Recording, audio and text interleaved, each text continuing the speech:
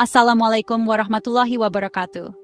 Murid-muridku yang tercinta, mari kita melakukan perjalanan kembali ke masa lalu, jauh sebelum era ponsel pintar dan internet. Bayangkan sebuah peradaban besar, mercusuar cahaya bagi seluruh dunia. Ini adalah era kekhalifahan Abbasiyah, yang berdiri kokoh dari tahun 750 hingga 1258 Masehi. Ini adalah masa yang sekarang kita sebut zaman keemasan Islam. Selama periode yang luar biasa ini, dunia Muslim bukan hanya pusat kekuasaan dan kekayaan, tetapi yang lebih penting, pusat pengetahuan, sains, dan budaya yang berkembang pesat. Ibu kota Baghdad bukan hanya kota istana dan pasar, itu adalah jantung intelektual planet ini, menarik para cendekiawan dan pemikir dari setiap penjuru bumi. Semuanya bersemangat untuk belajar dan berkontribusi. Era keemasan ini tidak dibangun secara kebetulan. Itu muncul dari kecintaan yang mendalam pada pengetahuan, gairah yang sangat didorong oleh ajaran Islam. Wahyu pertama kepada Nabi Muhammad SAW adalah Iqra, yang berarti bacalah. Perintah ilahi ini memicu revolusi pikiran. Para khalifah Abbasiyah seperti Harun al-Rashid dan putranya Al-Mamun mengambil perintah ini dengan sungguh-sungguh. Mereka memahami bahwa peradaban besar dibangun bukan hanya di atas pasukan yang kuat, tetapi di atas pikiran yang brilian. Mereka mencurahkan sumber daya yang sangat besar untuk membangun Grand Ancient Library Interior, Old Observatory with scholars working, scholars teaching in ancient classroom, stock, perpustakaan, observatorium, dan pusat-pusat pembelajaran. Menciptakan lingkungan di mana rasa ingin tahu dirayakan dan pengejaran intelektual adalah kehormatan tertinggi. Kota Baghdad menjadi rumah bagi Bait al-Hikmah yang legendaris, atau Baitul Hikmah. Ini lebih dari sekadar perpustakaan. Itu adalah institusi besar, universitas, pusat penerjemahan, dan lembaga penelitian yang semuanya digabungkan menjadi satu. Di sini, para cendekiawan bekerja tanpa lelah, menerjemahkan teks-teks kuno dari scholars translating Greek manuscripts, ancient Greek text side by side with Arabic text, adstrib equally, bahasa Yunani, Persia, India, dan Suryani ke dalam bahasa Arab. Mereka tidak hanya menyalin pengetahuan, mereka mempelajarinya, mengkritiknya, memperbaikinya, dan kemudian menggunakannya sebagai dasar untuk menciptakan penemuan-penemuan baru. Suasana intelektual yang dinamis ini menjadikan Baghdad kota terpenting untuk sains dan pembelajaran selama berabad-abad, tempat di mana pengejaran pengetahuan tidak mengenal batas. Periode ini mengajarkan kita pelajaran yang kuat. Kemuliaan nenek moyang kita berakar pada komitmen mereka yang tak tergoyahkan terhadap pendidikan dan literasi. Mereka melihat pengetahuan sebagai amanah suci, cara untuk lebih memahami ciptaan Allah dan untuk melayani umat manusia. Warisan mereka bukan hanya pada bangunan megah yang mereka tinggalkan, tetapi pada shelves full of ancient manuscripts, scribe writing in large ancient book. Buku-buku yang tak terhitung jumlahnya yang mereka tulis, prinsip-prinsip ilmiah yang mereka temukan, dan semangat intelektual yang mereka pupuk. Inilah warisan yang bersinar yang kita warisi, sebuah bukti tentang apa yang dapat dicapai ketika iman dan akal bekerja sama, menerangi dunia dengan cahaya pengetahuan untuk generasi yang akan datang. Apa sebenarnya yang kita maksud dengan semangat literasi? Ini jauh lebih dari sekadar kemampuan membaca dan menulis. Selama era Abbasiyah, literasi adalah kekuatan yang dinamis dan produktif. Itu adalah gairah yang membara untuk belajar, rasa ingin tahu yang tak terpuaskan untuk memahami dunia, dan dorongan tanpa henti untuk menciptakan dan berbagi pengetahuan baru. Bagi umat Islam saat itu, sebuah buku bukan hanya kumpulan halaman. Itu adalah peti harta karun kebijaksanaan, teman dalam kesendirian, dan gerbang menuju dunia baru. Kecintaan pada buku begitu mendalam sehingga perpustakaan pribadi adalah hal yang umum, dan pasar buku di Baghdad adalah pusat perdagangan dan pertukaran intelektual yang ramai. Semangat produktivitas ini benar-benar luar biasa. Para cendekiawan tidak hanya belajar untuk diri mereka sendiri. Mereka merasakan tanggung jawab yang mendalam untuk berkontribusi pada kumpulan pengetahuan manusia secara kolektif. Menulis buku dianggap sebagai tindakan mulia, bentuk ibadah, dan warisan yang akan bertahan lebih lama dari mereka. Mereka menulis tentang setiap subjek yang bisa dibayangkan, kedokteran, astronomi, matematika, filsafat, kimia, sejarah, dan puisi. Mereka melakukan eksperimen, membuat pengamatan terperinci, dan mendokumentasikan temuan mereka dengan sangat cermat. Ini adalah zaman para pencipta, bukan hanya konsumen.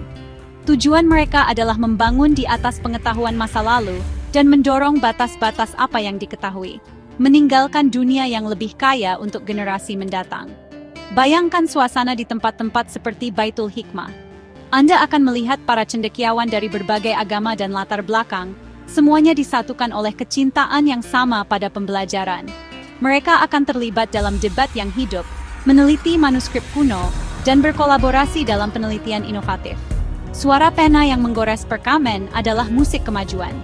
Lingkungan ini menumbuhkan budaya di mana mengajukan pertanyaan didorong, pemikiran kritis sangat penting, dan ketelitian intelektual adalah standar. Produktivitas bukan hanya tentang kuantitas. Itu tentang kualitas dan orisinalitas karya mereka, bertujuan untuk keunggulan dalam setiap upaya. Budaya menciptakan dan berbagi pengetahuan ini adalah contoh yang kuat bagi kita saat ini. Di zaman di mana kita dapat dengan mudah mengonsumsi informasi, semangat Abbasiyah mengingatkan kita akan pentingnya menjadi produsen. Ini menyerukan kita untuk tidak hanya membaca, tetapi untuk berpikir, menganalisis, bertanya, dan pada akhirnya menciptakan sesuatu dari diri kita sendiri. Baik itu menulis esai, melakukan proyek sains, atau mengembangkan keterampilan baru, kuncinya adalah menjadi peserta aktif dalam dunia pengetahuan. Inilah esensi sejati dari literasi, mengubah informasi menjadi pemahaman, dan pemahaman menjadi tindakan dan kreasi yang bermakna. Zaman kemasan Abbasiyah ditentukan oleh pikiran-pikiran briliannya, para cendekiawan yang namanya masih bergema di aula sains dan filsafat. Salah satu pelopor awal adalah Al-Kindi, sering disebut filsuf Arab. Hidup pada abad ke-9, ia adalah seorang polimatik sejati, seorang ahli dalam banyak bidang. Ia menulis ratusan karya tentang filsafat, kedokteran, matematika, optik, dan musik. Al-Kindi adalah tokoh kunci dalam gerakan penerjemahan, membuat karya-karya filsuf Yunani, seperti Aristoteles, dapat diakses oleh dunia berbahasa Arab. Ia menunjukkan bagaimana iman dan filsafat rasional dapat hidup berdampingan, meletakkan dasar bagi generasi pemikir Muslim yang akan mengikuti jejaknya. Setelah Al-Kindi datanglah raksasa intelektual lainnya, Al-Farabi, yang dikenal di Barat sebagai Al-Farabius. Ia dipuji sebagai guru kedua, hanya kedua setelah Aristoteles. Al-Farabi memberikan kontribusi mendalam pada logika, etika, dan filsafat politik. Ia membayangkan negara ideal yang diperintah oleh seorang filsuf nabi, masyarakat di mana keadilan dan pengetahuan akan mengarah pada kebahagiaan kolektif. Karya-karyanya begitu berpengaruh sehingga dipelajari selama berabad-abad, tidak hanya di dunia Muslim, tetapi juga di Eropa abad pertengahan, membentuk jalannya pemikiran politik Barat. Ia menunjukkan kekuatan pikiran yang disiplin untuk menganalisis ide-ide kompleks dan mengusulkan solusi untuk masyarakat yang lebih baik. Mungkin salah satu tokoh paling terkenal dari era ini adalah Ibnu Sina, yang dikenal dunia sebagai Avicenna. Kejeniusannya sungguh menakjubkan. Pada usia 18 tahun, ia telah menguasai kedokteran dan menjadi dokter terkenal. Karyanya yang paling terkenal, The Canon of Medicine atau Al-Qanun fil Tibb, adalah ensiklopedia monumental pengetahuan medis. Itu begitu komprehensif dan sistematis, sehingga menjadi buku teks medis standar di dunia Islam dan Eropa selama lebih dari 600 tahun. Ibnu Sina juga banyak menulis tentang filsafat, astronomi dan psikologi. Dan bukunya The Book of Healing adalah mahakarya penyelidikan filosofis, menjelajahi logika, metafisika, dan sifat jiwa. Tokoh-tokoh ini, Al-Kindi, Al-Farabi, dan Ibnu Sina, hanyalah beberapa bintang dalam galaksi luas cendekiawan Abbasiyah. Ada banyak lainnya, seperti matematikawan Al-Khwarizmi, yang memberi kita aljabar dan algoritma, dan fisikawan Ibnu Al-Haytham, bapak optik modern. Masing-masing dari mereka mewujudkan semangat zaman, iman yang mendalam dikombinasikan dengan dahaga yang tak terpadamkan, akan pengetahuan dan dorongan yang kuat untuk menghasilkan karya yang akan bermanfaat bagi seluruh umat manusia. Kehidupan mereka adalah bukti ketinggian luar biasa yang dapat dicapai ketika kita mendedikasikan diri untuk belajar dan berkreasi. Murid-muridku yang tercinta, kisah-kisah zaman keemasan Abbasiyah bukan hanya dongeng menarik dari sejarah. Mereka adalah sumber inspirasi yang kuat dan panggilan untuk bertindak bagi kita semua hari ini. Semangat yang menggerakkan Baitul Hikmah dan mendorong para cendekiawan seperti Ibnu Sina dapat dihidupkan kembali dalam hati dan pikiran kita. Kita hidup di zaman akses informasi yang belum pernah terjadi sebelumnya. Seluruh pengetahuan dunia ada di ujung jari kita. Ini adalah berkah dan tanggung jawab. Pertanyaannya adalah, apa yang akan kita lakukan dengannya? Akankah kita menjadi konsumen pasif, tanpa henti menggulir melalui gangguan?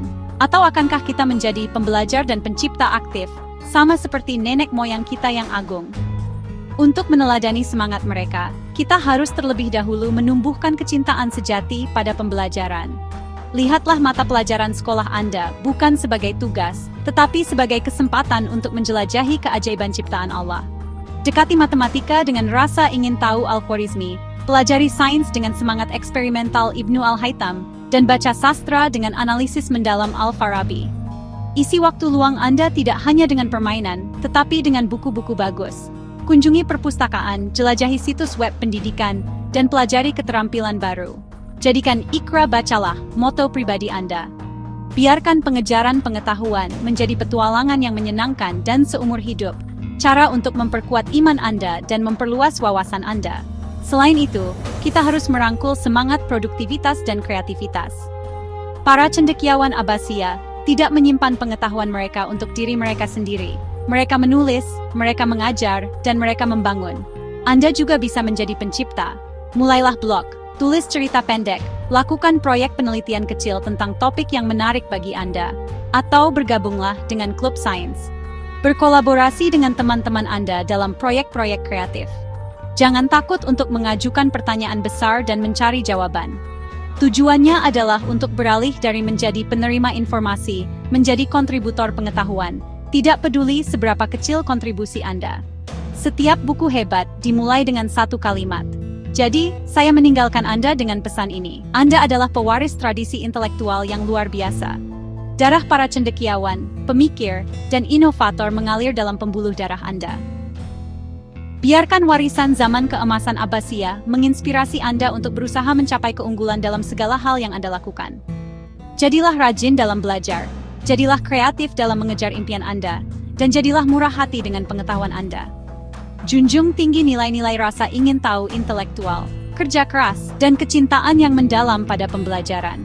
Dengan demikian, Anda tidak hanya akan menghormati warisan masa lalu kita, tetapi juga membangun masa depan yang cerah dan cemerlang bagi diri Anda sendiri dan bagi umat kita. Wassalamualaikum warahmatullahi wabarakatuh.